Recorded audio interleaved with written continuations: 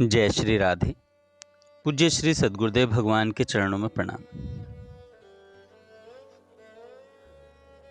संत भगवान कहते हैं, कलयुग में केवल नाम जप ही सबसे सरल साधना है। जीव के कल्याण के लिए शास्त्रों व संतों महापुरुषों ने अनेक साधन बताए हैं।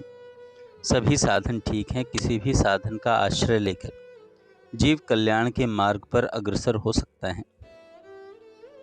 कहा भी है, नख से सिक तक रोए जेते विधना के मार्ग हैं तेते।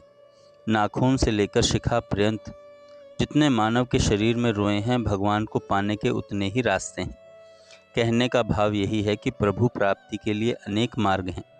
हर मार्ग पर चलने वाले संत भक्त हुए हैं और सभी को भगवान की प्राप्ति हुई है। अपने भावों के अनुसार सभी ने उस परम तत्व को प्राप्त किया है। जाकी रही भावना जैसी, प्रभु मूरत तिन देखी तैसी। भावना अनुसार सभी ने अलग अलग रूप में उस एक ही परम तत्व के दर्शन किए हैं।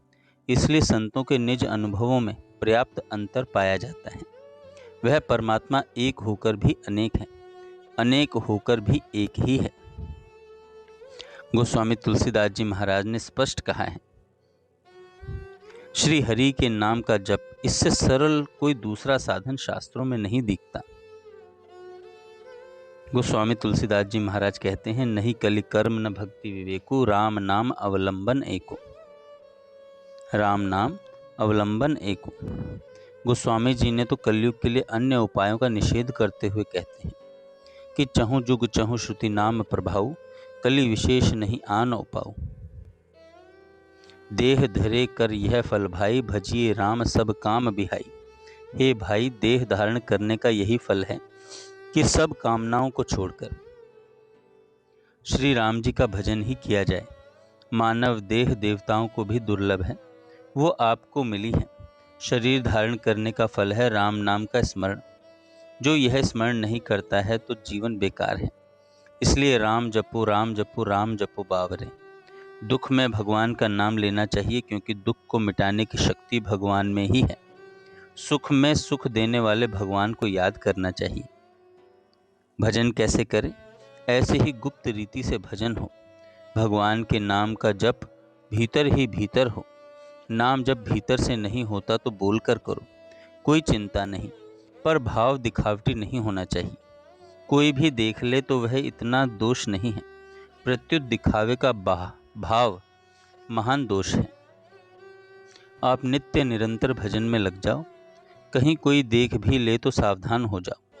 उसके लिए यह नहीं कि हमारा भजन ही बंद हो जाए। पहला भगवान के होकर भजन करें, दूसरा भगवान का ध्यान करते हुए भजन करें, तीसरा गुप्त रीति से करें, चौथा निरंतर करें, क्योंकि बीच में छूटने से भजन इतना बढ़िया नहीं होता। निरंतर भजन करने से एक शक्ति पैदा होती है। नारद जी महाराज भक्ति सूत्र में लिखते हैं, सब कुछ भगवान को अर्पण कर दें। भगवान को भूलते ही परम व्याकुलता हो जाए।